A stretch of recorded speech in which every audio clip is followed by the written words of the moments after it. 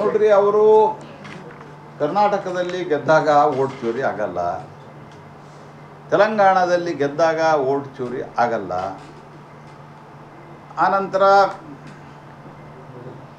ಹಿಮಾಚಲ ಪ್ರದೇಶದಲ್ಲಿ ಗೆದ್ದಾಗ ಓಟ್ ಚೋರಿ ಆಗಲ್ಲ, ಲೋಕಸಭೆಯಲ್ಲಿ 99 ಸೀಟ್ ಗೆದ್ದಾಗ ಓಟ್ ಚೋರಿ ಆಗಲ್ಲ. ಓಟ್ ಚೋರಿ ಯಾವಾಗ ಆಗತ್ತಾ? ಹರಿಯಾಣದಾಗ ಸೋತ ಮೇಲೆ ಆಗ್ತದೆ. 7 ಸೀಟ್ ಬಂದರೆ ನಾಚಿಕೆ ಬರ್ಬೇಕಲ್ಲ ಅವರಿಗೆ. 61 ಸೀಟ್ ಸ್ಪರ್ಧೆ ಮಾಡಿ 6 ಸೀಟ್ ಗೆದ್ದಾರ. ಶ್ರೀ ನಂದಿ ಪ್ರಾಪರ್ಟೀಸ್ ಕಡೆಯಿಂದ ಆಕರ್ಷಕ ಉಡುಗೊರೆಗಳ ಸುರಿಮಳೆ. ಸಂಪರ್ಕಿಸಿ 9036517550. ಸೋಲನ್ನು ಒಪ್ಪಿಕೊಂಡು ಪಾರ್ಟಿ ಕಟ್ತೀವಿ ಅಂತ ಹೋಗ್ಬೇಕು, ಇಲ್ಲ ಓಟ್ ಚೋರಿ ಮಾಡಿರಿ ಅಂತ ತಿಳ್ಕೊಂಡು. ಅಂದ್ರೆ ರಾಹುಲ್ ಗಾಂಧಿ ತನ್ನ ನೇತೃತ್ವವನ್ನು ಉಳಿಸಿಕೊಳ್ಳಿಕ್ಕೆ ಸಿದ್ದರಾಮಯ್ಯನವರು ರಾಹುಲ್ ಗಾಂಧಿ ನನಗೆ ಆಶೀರ್ವಾದ ಮಾಡಲಿಲ್ಲ ಅಂತಂದರೆ ನನ್ನ ಮುಖ್ಯಮಂತ್ರಿ ಸ್ಥಾನ ಹೋಗ್ತದೆ ಅಂತ ರಾಹುಲ್ ಗಾಂಧಿ ಭಾಷೆ ಮಾತಾಡ್ತದೆ. ಸಿದ್ದರಾಮಯ್ಯಗೂ ಗೊತ್ತದ ರಾಹುಲ್ ಗಾಂಧಿ ನಾವು ಭಾಳ ಫೇಲ್ ಆಗಿವೆ ಅಂತ. ಕರ್ನಾಟಕದಾಗೂ ಗೆದ್ದದ್ದು.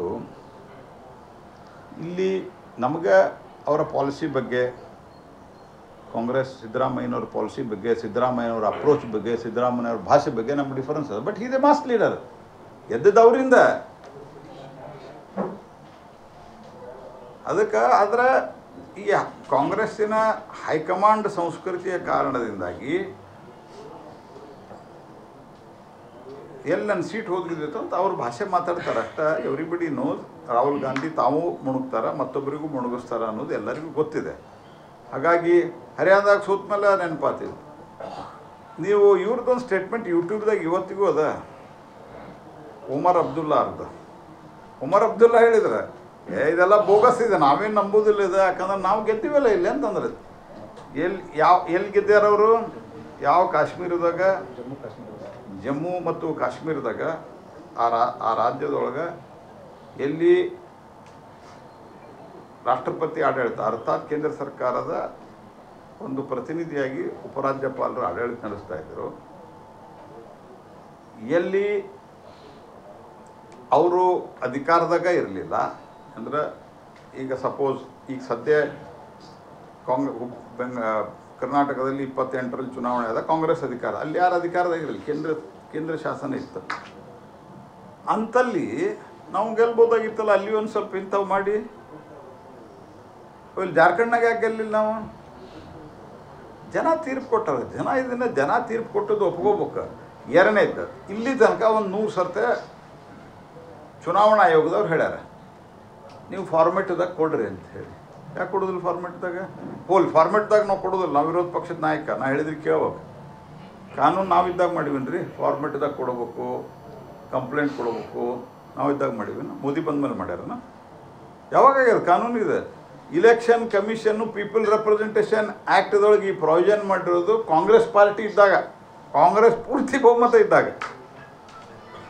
ಮತ್ತು ನೀವು ಅದನ್ನು ಸಂವಿಧಾನಬದ್ಧವಾದಂಥ ಸಂಸ್ಥೆಗೆ ಒಂದು ನೀತಿ, ನಿಯಮ, ರೂಲು, ಕಾನೂನು ಮಾಡಿದ್ದು ಮಾನ್ಯತೆ ಮಾಡೋದಿಲ್ಲ. ನಾವು ಬಾಯಿಗೆ ಬಂದಾಗ ಮಾತಾಡ್ಕೊತ ಹೋಗ್ತೀವಿ. ಗೆದ್ದಾಗ ರಾಹುಲ್ ಗಾಂಧಿ, ಸೋತಾಗ ಓಟ್ ಚೋರಿ. ಮೊದಲ EVM ಅಂದ್ರೆ, ಆಮೇಲೆ ಓಟ್ ಚೋರಿ, ಈಗ ಓಟ್ ಚೋರಿ. ಇದು ಯಾವುದು ಇದು ಅಂದರೆ ಇದಕ್ಕೆ ಜೇಲ್ ಮತ್ತು ಬೇಲ್ ಅನ್ನೋ ಜನ ತಿರಸ್ಕಾರ ಮಾಡ್ಯಾರ. ಅದನ್ನು ತಿಳ್ಕೊಬೇಕಲ್ಲ ರಾಹುಲ್. ಯಾಕಂದ್ರೆ ರಾಹುಲ್ ಗಾಂಧಿ, ಸೋನಿಯಾ ಗಾಂಧಿ ಬೇಲ್, ಲಾಲು ಯಾದವ್ ಬೇಲ್, ಇವರೆಲ್ಲ ಜೈಲಿನಿಂದ ಬೇಲ್ನಾಗಿದ್ದು ಇವರು ಚುನಾವಣೆಯನ್ನು ನಡೆಸ್ಲಿಕ್ಕೆ ಹೊರಟ್ರೆ. ಮತ್ತು ಕರಪ್ಷನ್ನು, ಯಾವುದೇ ಗಂಭೀರತೆ ಇಲ್ಲದಂಥದ್ದು. ಅಲ್ರಿ, ನಾ ಕೇಳೋ ಪ್ರಶ್ನೆ, ರಾಹುಲ್ ಗಾಂಧಿ ಎಲ್ಲಿದ್ದಾರೆ ಹೇಳ್ರಿ ಇವತ್ತು? ಈ ನಿಮ್ಮಲ್ಲಿ ಅನೇಕರು ಪ್ರಮುಖ ಚಾನಲ್ದವ್ರು ಇದ್ದೀರಿ. ಆಜ್ ತಕ್ಕು, ನ್ಯೂಸ್ 18, ನಿಮ್ಮ PTI, ANI ಎಲ್ಲ ನಿಮ್ಮ ನ್ಯಾಷನಲ್ ಚಾನಲ್ಲು, ರಿಪಬ್ಲಿಕ್ಕು, ಇವೆಲ್ಲ ನ್ಯಾಷನಲ್ ಚಾನಲ್ ಇದ್ದಾವೆ. ನಿಮ್ಮ ಚಾನಲ್ದವ್ರಿಗೆಲ್ಲ ಡೆಲ್ಲಿಗೆ ಫೋನ್ ಮಾಡಿ ಕೇಳ್ರಿ ರಾಹುಲ್ ಗಾಂಧಿ ಎಲ್ಲಿದ್ದಾರೆ ಅಂತ ಹೇಳಿ. ಪತ್ತೇನೇ ಇಲ್ಲ. ನೀವು ಪತ್ತೆ ಇಲ್ಲದಂಥ ಮನುಷ್ಯ ಬಿಹಾರ್ಗೆ ಹೋಗಿಲ್ಲ, ಬಿಹಾರ್ದಾಗ ಪ್ರಚಾರ ಮಾಡ್ಲಿಕ್ಕೆ ತಯಾರಿಲ್ಲ. ಆನಂತರ ಅವ್ರು ಇಂಡಿ ಗಠಬಂಧನದಾಗ ಸೀಟ ಹೊಂದಾಣಿಕೆ ಆಗಲಿಲ್ಲ. So it is most foolish. ತಮ್ಮ ಒಂದು ಫೇಲ್ಯೂರ್ ಮುಚ್ಕೊಳ್ಳಿಕ್ಕೆ ಒಂದು ಹೊಸ ಶುರು ಮಾಡೋದು.